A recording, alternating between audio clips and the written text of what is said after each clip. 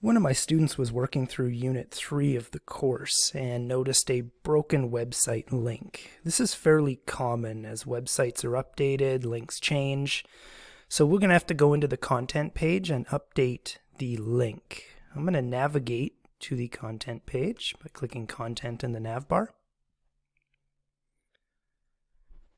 Student was working on Unit 3, the trig unit, and it was Lesson 2.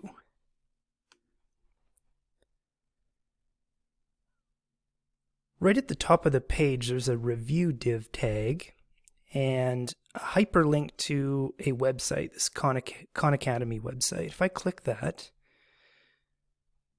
yes, it's broken. You can see that. I spent some time finding the updated web page. And this is what it should actually say. So I have this new website ready to go. It's updated. I'm going to copy this link, and then we're going to go back to the content page where it was broken. Right now we're in view mode, so I can't edit anything, but if I go down to the HTML editor,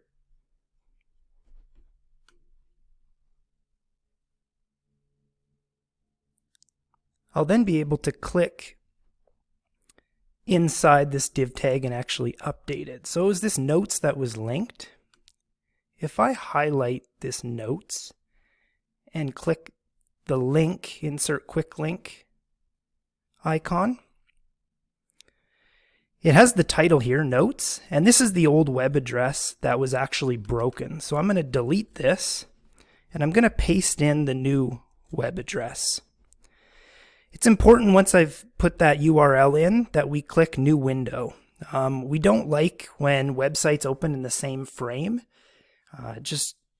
It's hard to navigate back to the content page that you were on, so we always go new window once the URL is appropriate. We're going to click update.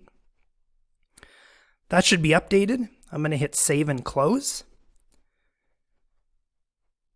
It's always a good idea to go back and test your new link and make sure that it works. So I will click on notes here, and it's been updated. The website works. That's how you change a quick link.